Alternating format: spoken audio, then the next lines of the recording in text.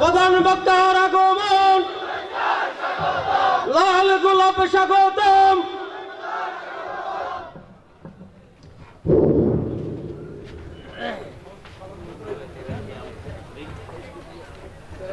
সম্মানিত হাজিরিন, আদিশনগর যুব উন্নয়ন পরিষদ কর্তৃক আয়োজিত আজকের এই ঐতিহাসিক তাফসীর মাহফিলে ইতিমধ্যে আমাদের মাঝে সম্মানিত মেহমান হিসেবে এসে উপস্থিত। কেন রোমাসন না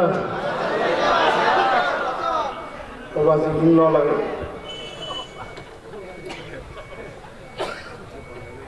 যারা এখনো দাঁড়িয়ে আছেন আপনারা বসলে আমরা অনেক খুশি হব ইনশাআল্লাহ।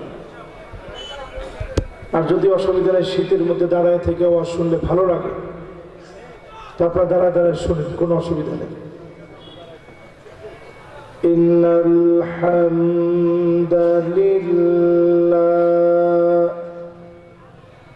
হামদান ইয়ালিকু বিজালালিহি ওয়া কামালিহি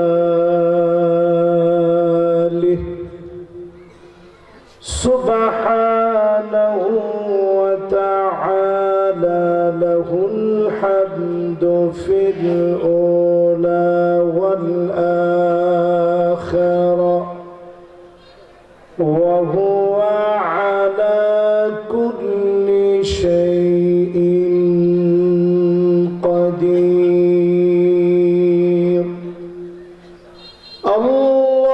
আল্লাহুম্মা نشهدك ونشهد ملائكتك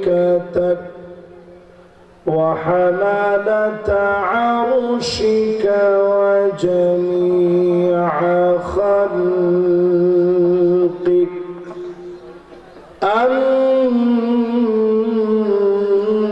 أنك أنت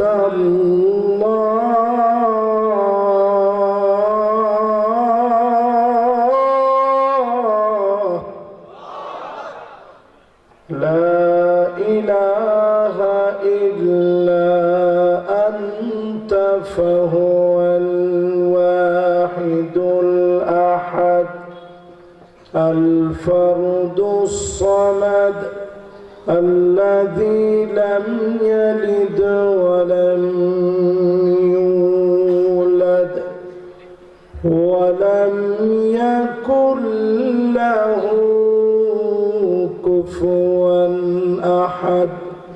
ونشهد أن سيدنا وسندنا وحبيبنا وحبيب ربنا محمد صلى الله عليه وعلى آله وأصحابه وبارك وسلم الذي أرسله بالحق بشيرا ونذيرا وداعيا إلى الله بإذنه وسراجا منيرا. فقد قال الله تعالى في كلامه المجيد وفي فرقانه الحميد. সবাই পড়েন আউযু বিল্লাহি মিনাশ শাইতানির রাজীম বিসমিল্লাহির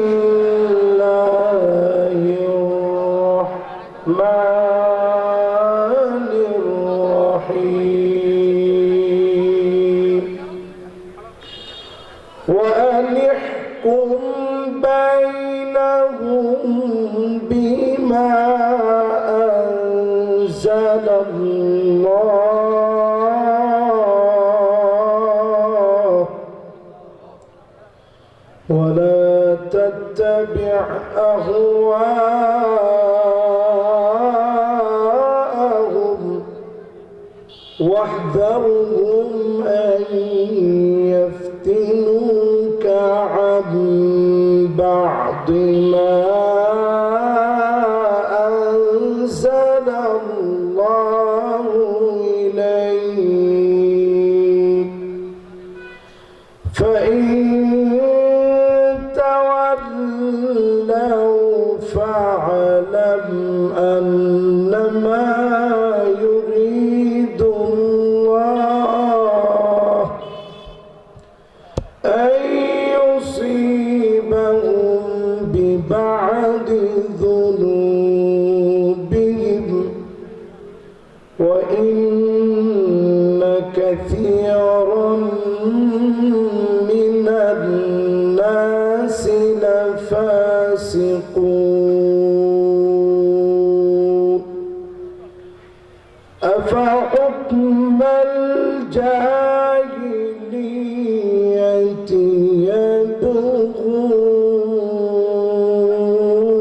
يبغون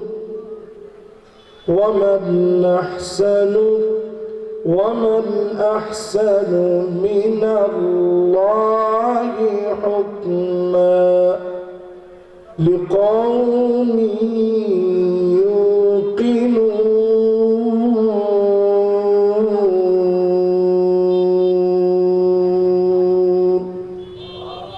সকলে পড়েন সাদাকাল্লাহুল আযীম وقال تعالى في شان حبيبه مخبرا وآمرا إن الله وملائكته يصلون على النبي يا أيها الذين آمنوا صلوا عليه وسلموا تسليما اللهم صل على محمد وعلى آل محمد كما صليت على إبراهيم وعلى آل إبراهيم إنك حميد مجيد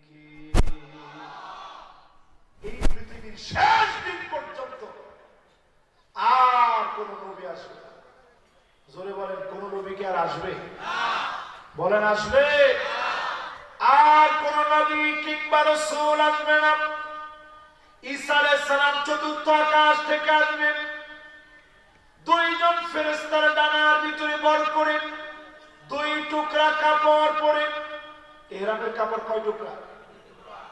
কয় টুকরা এরকম দুই টুকরা কাপড় পরে তিনি আসবেন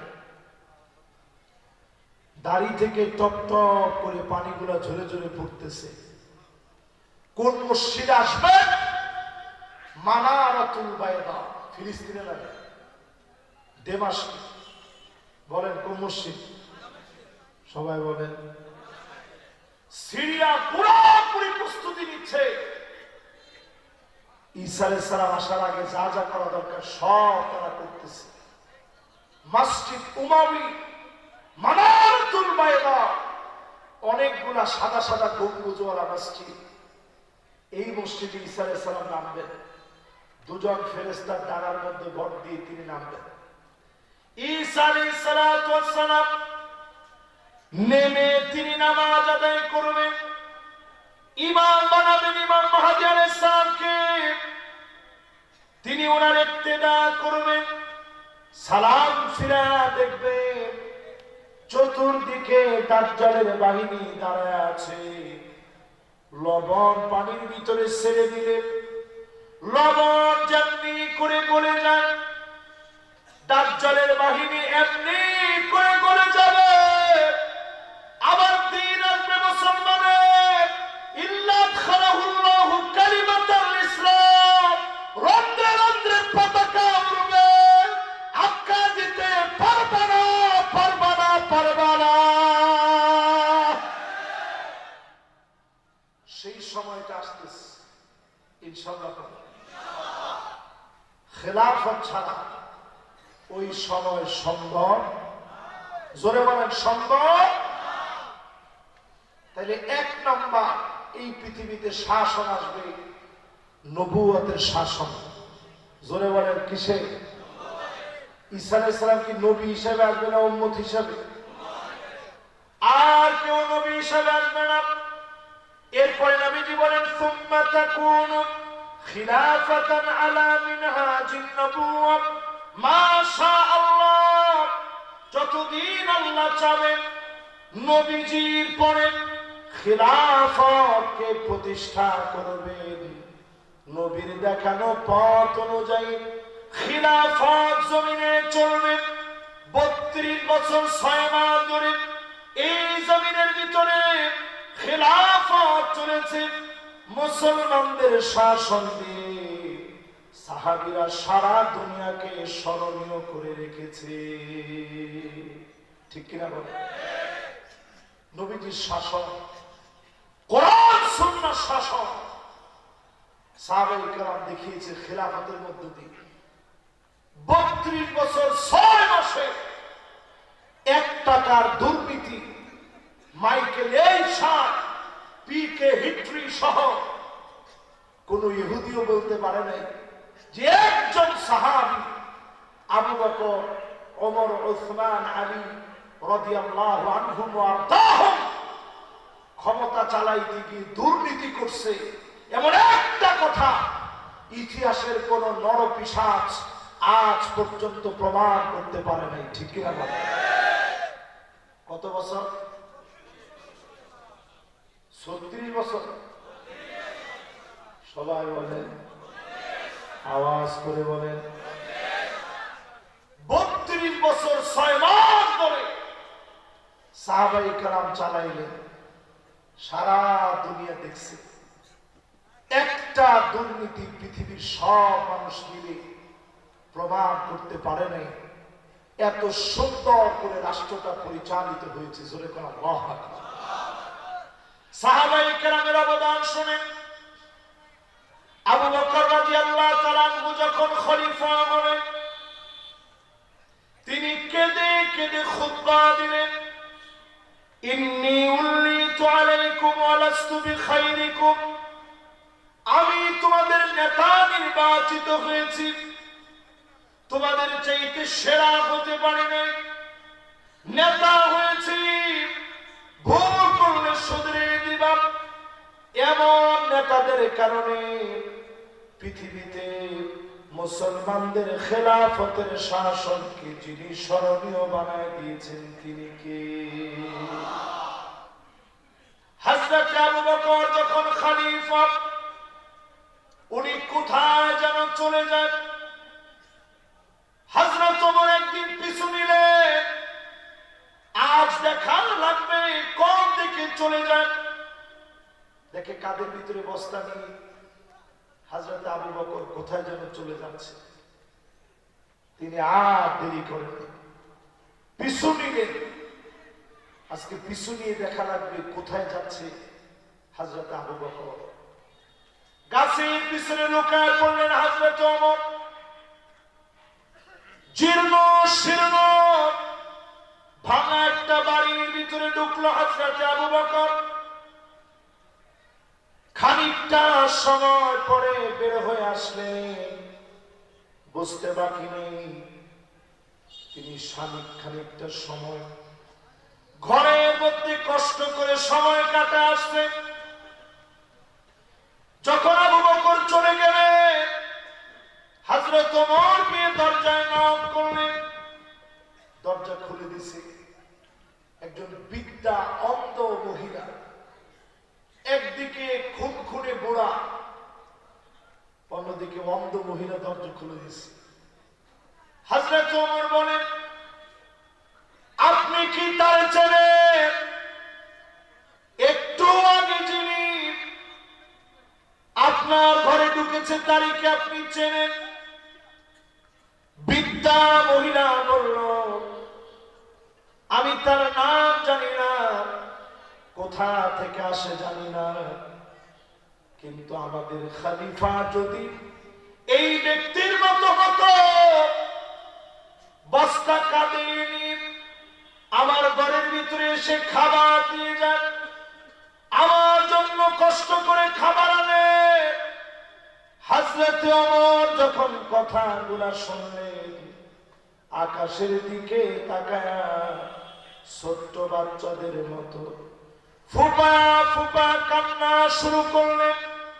ও আল্লাহ, আবু বকর বড় কঠিন বানায় দিয়েছে। খলিফা হয়ে অন্ধ বৃদ্ধা মহিলা কি খাবে? নিজে কাঁধের ভিতরে বস্তা কাঁধে তুলে ঘরে পৌঁছায় দিয়েছে। এমন শাসকদের কারণে জমিনে যিনি দিনকে কায়েম করে দিয়েছিলেন তিনি কে? কত বছর ছিল? জোরে বলেন, কত বছর? শুধু তাই না, হযরত ওমরের জামানায় একবার তিনি রাষ্ট্রীয় কোষাগারে টাকা চাইলেন, অগ্রিম একটা মাসের বেতন আমার একটু দেন। টাকা চাইছে কার কাছে? আমিনু হাদিহিল উম্মাহ আবু উবাইদা ইবনুল জাররাহ। উনাকে সবচেয়ে নিরাপদ ব্যক্তি মনে করা হতো ইসলামে। রাসূল নিজে বলতেন, সে আমার এই উম্মতের ভিতরে সবচেয়ে আমানতদার ব্যক্তি। জোরে করে আল্লাহু আকবার। তো উনাকে হযরত ওমর বানাইছে গভর্নর। হযরত ওমর চিঠি লিখছে যে একটা মাসের বেতন একটু অগ্রিম আমারে দিও, খুব কাজে লাগে। চিঠি পাওয়া মাত্র আবু উবাইদা কেঁদে ফেললেন। সামান্য টাকা একজন খলিফার কাছে নেই, গভর্নরের কাছে চেয়ে পাঠিয়েছে, বাইতুল মালের কাছে টাকা চেয়েছে। তিনি পাল্টা চিঠি লিখলেন, খলিফাতুল মুসলিমিন, আগামী 1 মাস আপনি বাঁচবেন, হায়াত পাবেন, গ্যারান্টি যদি আপনি দিতে পারেন, আর যদি আপনি বলতে পারেন জনগণ আপনাকে 1 মাস মেনে নেবে, ক্ষমতায় রাখবে, এই 2 গ্যারান্টি যদি প্রদান করতে পারেন, অগ্রিম 1 মাসের টাকা দিয়ে দিব। আর যদি দিতে না পারেন, আমি দিতে পারবো না, কারণ আল্লাহর আদালতে আমাকে দ্বারা জবাবদিহি করা লাগবে। ঠিক কিনা বলে? চিন্তা করেন কি শাসন ছিল। এই খিলাফত পৃথিবীর ভিতরে চলছে 32 বছর 6 মাস। বলেন কয় মাস? একখানা ডরহরি হন না। 32 বছর 6 মাস পরে এই পৃথিবী থেকে খেলাফত সুম্মা ইয়ারফাউহা আল্লাহ, আল্লাহ যখন চেয়েছেন খেলাফত উঠে গেছে, এই পৃথিবীর ভিতরে আসলো। সুম্মা তাকুনু মুলকান আদম, রাজতন্ত্র শুরু হয়ে গেল। রাজার ছেলে রাজা হবে, রাজার ছেলে হবে রাজা। ইয়াজিদকে দিয়ে শুরু উমাইয়া আব্বাসী মামালুকি অটোমান সম্রাট, ভারতের শত শত বছর সব শাসন চলল। এই শাসনগুলা চলার পরে যিনি গুলাকেও উঠায় নিলেন তিনি কি? তাহলে পৃথিবীর ভিতরে শাসন আসবে কয়টা? একটু আওয়াজ করে বলেন তো কয়টা?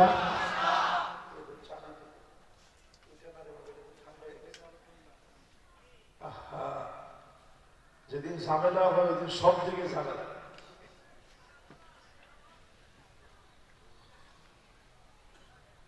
মাশাআল্লাহ, লিল্লাহি তাকবীর। তাহলে পৃথিবীতে শাসন আসবে কয়টা? এক নাম্বার শাসনের নাম কি?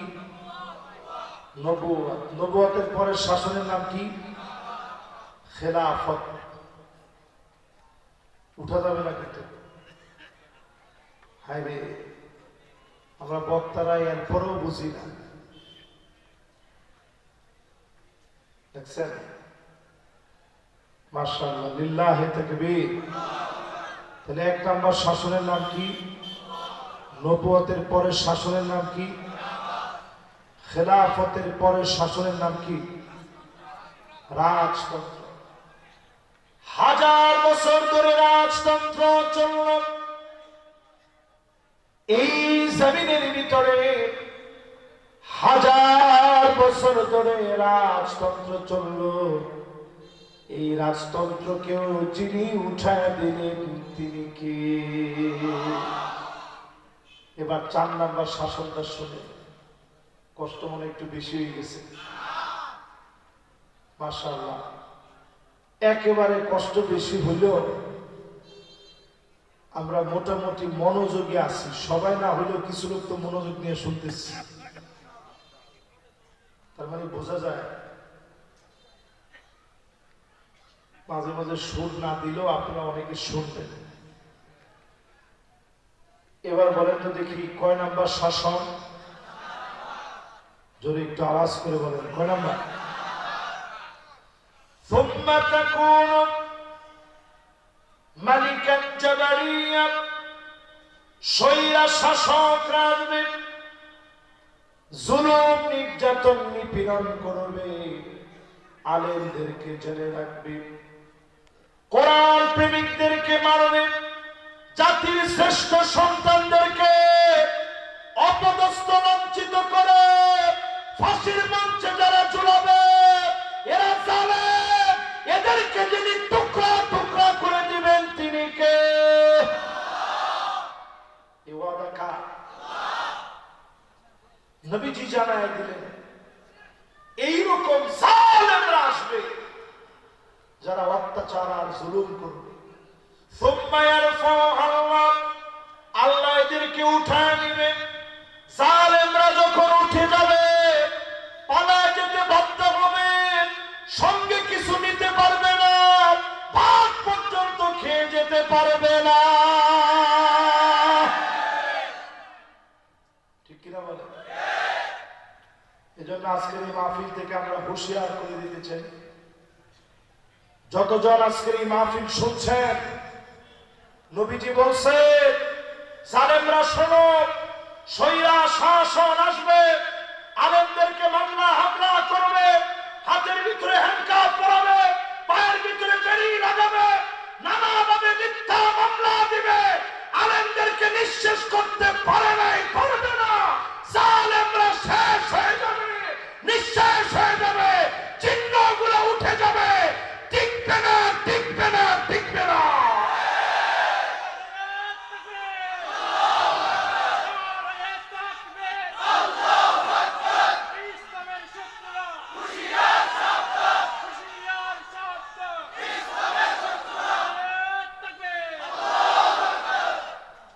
বলেন এই পৃথিবীতে শাসন আসবে কয়টা? এক নাম্বার শাসনটার নাম কি? নবুয়তের পরে কি? লিল্লাহে তাকবীর। আবার আসতেছে পৃথিবীর ভিতরে কি আসতেছে একটু শোনাবো এখনই আপনাদের। খেলাফতের পরে কি? রাজতন্ত্রের পরে কি? গেছেনি? কথা কয় আছে? পালাইছে তো কইছে 3 জনে। সবাই বলে, আমার পিচ্ছি বাচ্চা বলে পালাইছে রে পালাইছে। কে?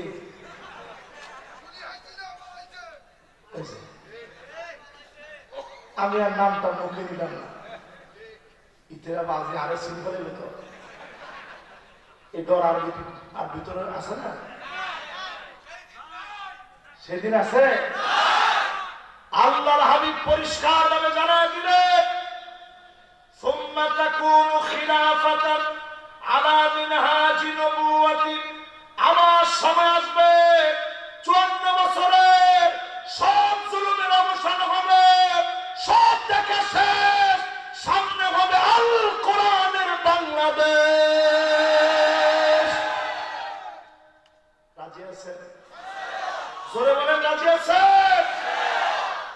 এই কথা তো আমার না, এই কথা আল্লাহ রাসূল নিজে হাদিসের মধ্যে জানায় গেছেন। শাসন আসবে কয়টা? 1 নাম্বার, 2 নাম্বার, 3 নাম্বার, 4 নাম্বার, এরপরে 5 নাম্বার। আবার খিলাফত আসবে, কোরআন ভিত্তিক শাসন। কিন্তু দুঃখজনক সত্য, বাংলাদেশের বিভিন্ন জনের একটু ইসলামিক জ্ঞান কম থাকার কারণে এই কথাগুলা বললেই তারা মনে করে রাজনীতি। এটার নাম আমার ঈমান, ঠিক কিনা বলে? যেই আয়াতে কারিমা আমি তেলাওয়াত করেছি, 5 নাম্বার খিলাফত আসার জন্য নবীজি বললেন সুম্মা সাকাত, আল্লাহর উঠায় নিবে না। খিলাফতের শাসন যখন আসবে, সারা দুনিয়ার ভিতরে মুসলমানদেরকে যিনি শক্তিশালী বানায় দিবেন তিনি কে? ও মুসলমান, একটু তাকায় দেখেন, 2 কোটি মুসলমান মার খাচ্ছে। কয় কোটি? একখানা ডর হরি হন না। 2 কোটি মুসলমান আজকে রাত্রে পর্যন্ত মার খাচ্ছে। কি রে? ও বাজি বাজি, আরেকটা আওয়াজ না? হায় হায় হায়, আর জীবন আর যা। আর ইতেরা এর মধ্যে আরেকখান আওয়াজ করতেছে। এবার একটু আমার দিকে আপনারা তাকান, আমার কথা বুঝতেছেন তো আপনারা? সিটিআইএমের ভাষা আলহামদুলিল্লাহ একখানা আমি বুঝি আর কি, পুরাপুরি পারি না। ইনশাল্লাহ কিছুদিনের মধ্যে পুরাপুরি ইনশাল্লাহ পারি ফেলিম না ইনশাল্লাহ। একখানা অর্থ না, আলহামদুলিল্লাহ। বেশি না কম? ছোট ভাই একখানা। এবার আপনারা কম, বাংলাদেশকে যদি ভারতের হাত থেকে রক্ষা হয়, আগামী দিনে মুনাফিকি বাদ দিয়ে খিলাফত প্রতিষ্ঠায় 8টা কাজ হাতে নিতে হবে। জোরে কোন কয়টা? আর জোরে। ওয়ানিহকুম বাইনাহুম বিমা আনজালাল্লাহ। ও নবী, বিচার করা লাগবে কোরআন দিয়ে। আওয়াজ করে বলেন কি দিয়ে? আর জোরে কি দিয়ে? মাশাআল্লাহ, মাওলানা সাহেব আমার পাশে বসা আছে। এটা কোরআনুল কারীমের সূরা মায়দা 49 নং আয়াতের প্রথম অংশ। বিচার করা লাগবে কি দিয়ে? 54 বছরে সব পেয়েছি, কোরআন ভিত্তিক একটা বিচার বাংলাদেশে পাই না। 164 বছরে বস্তা পচা ওই ইংরেজ ব্রিটিশদের আইন অনুযায়ী আজ আমার দেশ চলতেছে কোরআনের আইন অনুযায়ী। একটা বিচার পরিচালিত হয় না, ঠিক কিনা বলে? দুঃখ লাগে না?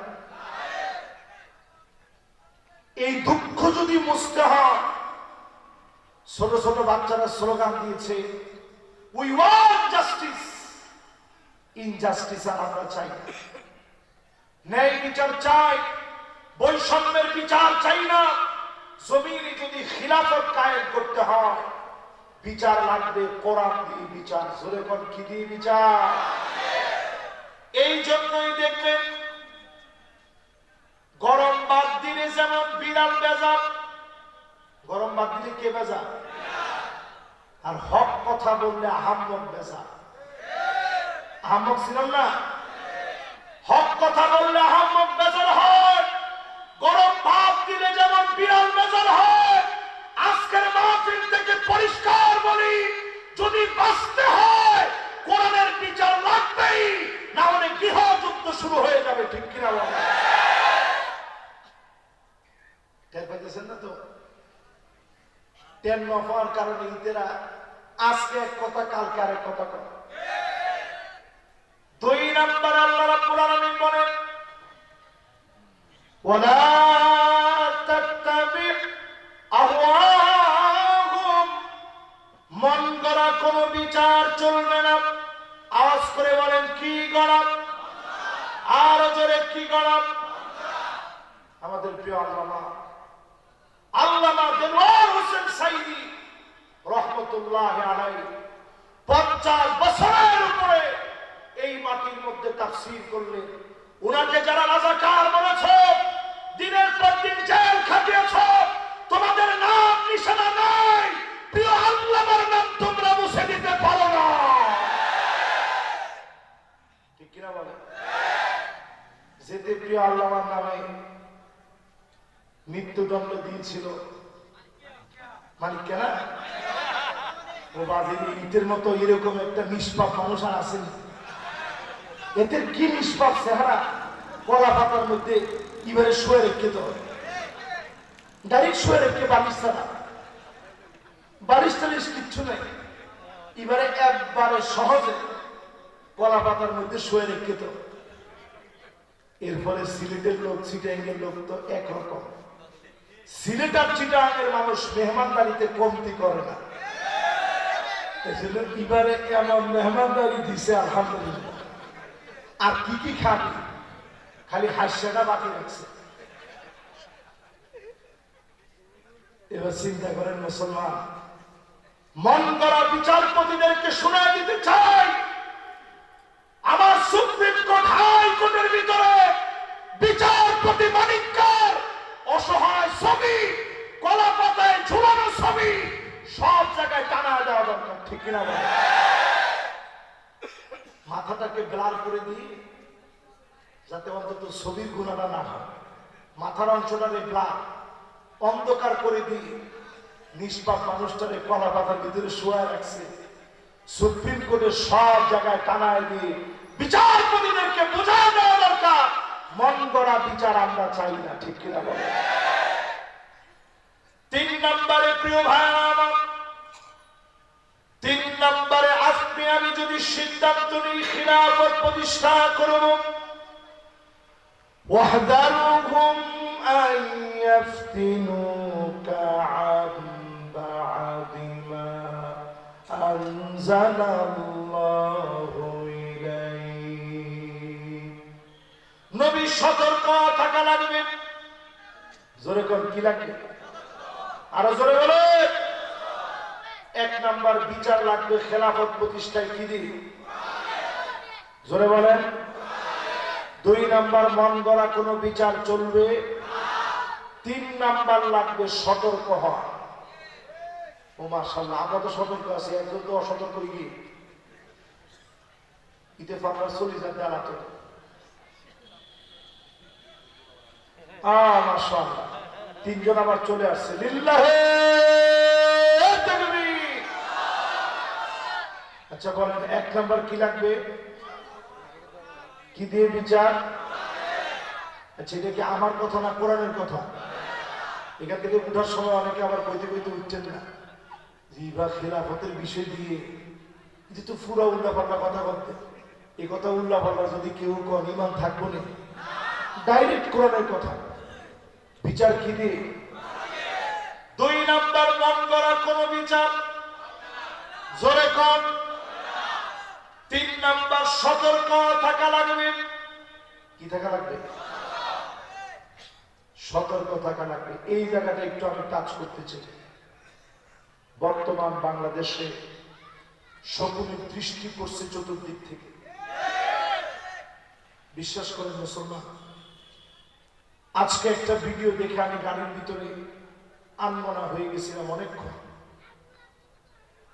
ভারতের কোন একজন ব্যক্তি বলতেছে যে ভারত বাংলাদেশ দখল করতে কয়েকটা মিনিট সময় লাগবে। কি ঠিক? কি ঠিক আগে না বুঝিলাম। মানে ইতে আমার দেশ দখল করি ফেলাইব কয়েক মিনিটে, পারিব নি? দেখছেন এরকম ঠাস করে ফুটছে আর কার কে ডরাই গেছে। মুসলমান শুনে রাখেন, মুসলমান হচ্ছে লোহার বুট, দাঁত দিয়া চাবাইতে পারে এমন বিষাক্ত কোন দাঁত পৃথিবীর ভিতরে তৈরি হয় না। ঠিক কিনা বলে? ছোট্ট একটা ঘটনা আপনাদেরকে শোনাই দিতে চাই যাতে ভয় না পায়। ইয়ারমুকের যুদ্ধে মুসলমানদের সংখ্যা ছিল মাত্র 36,000। বলেন কত হাজার? একটু আওয়াজ করে বলেন কত হাজার? অন্যদিকে রোমক সম্রাটের সৈন্য বাহিনী ছিল 4,40,000। আমরা বেশি না তারা বেশি? কত বেশি আমাদের চাইতে? 4,11 গুণ আমাদের চাইতে বেশি। এত সৈন্য নিয়ে মুসলমানদের যিনি প্রধান সেনাপতি খালিদ বিন ওয়ালিদ, তিনি চিঠি লিখছেন, আসলিম তাসলাম, ইসলাম গ্রহণ করো শান্তি পাবা। গ্রহণ না করলে আমরা যুদ্ধ করতে আসবো না, মুসলমান জিহাদ করতে আসবে। জোরে করে আল্লাহ। ভারতকে আমরা পরিষ্কার ভাবে শোনা দিতে চাই, আমরা মুসলমানেরা লড়াই করার জন্য তোমাদের সঙ্গে আমরা প্রস্তুতি নেই না। আমরা মুসলমানেরা প্রস্তুতি নেই জিহাদ করার জন্য, জীবন দেওয়ার জন্য। রণাঙ্গনে যারা শহীদ হওয়ার নিশ্চিত তামান্না নিয়ে বের হবে, তোমার সৈন্য বাহিনী লক্ষ কোটি গুণ বেশি হলো, মুসলমানরা পরাজিত হবে না। ঠিক আছে? কেন এই কথা বললাম? এই জন্য আজকে আপনাদেরকে শোনাই দিলাম। ইয়ারমুকের যুদ্ধে আমরা কত, তারা কত? এত সৈন্য বাহিনী নিয়ে রোমক সম্রাটের পায়ের নিচে মাটি নেই। ভয় পেয়ে গেছে যে 36,000 মুসলমান আসতেছে। চীনের কাছে চিঠি লিখছে। কার কাছে? চিঠি লিখে বলতেছে, ভাই কিছু সৈন্য তোমরা পাঠাও, তাহলে মুসলমানদের সঙ্গে তো আমরা পারবো না। চীনের সম্রাট সে উল্টা চিঠি লিখে জানাই দিছে, কারণ সে জানে মুসলমানদের শরীর নিচ থেকে যদি একবার কাটা শুরু হয়ে যায় তাহলে এই কচু কাটা থেকে কেউ বাঁচবে না। চলে কেন আল্লাহ। এই জন্য চীনের সম্রাট উল্টা চিঠি লিখে জানাই দিছে, ইন্না কওমান লাউ আরাদু আন ইয়াখলা'আল জাবাল লাখলাউহা। মুসলমান এমন এক জাতি, পাহাড়কে যদি মুসলমানরা বলে পাহাড় তুমি সরে দাঁড়াও, পাহাড় সরে দাঁড়াইতে বাধ্য হবে। আল্লাহু আকবার। মুসলমান আমরা তো সেই সে জাতি যারা যদি আজকে যদি হিম্মত নেই, নিশ্চিত হয়ে যান বিজয় অবশ্যই যিনি দিবেন তিনি কে? তাহলে এবার কত দেখি ইয়ারমুকের যুদ্ধে মুসলমানের সৈন্যবাহিনী কত? কত? মাশাআল্লাহ, একেবারে একের মনোযোগ আছে। আমি তো এইদিকে তেমন তাকাই নেই, এতগুলা ভাই মাশাআল্লাহ শুনতেছি। এবার সবাই মিলা বলেন তো আমরা কত ছিলাম, তারা কত? 4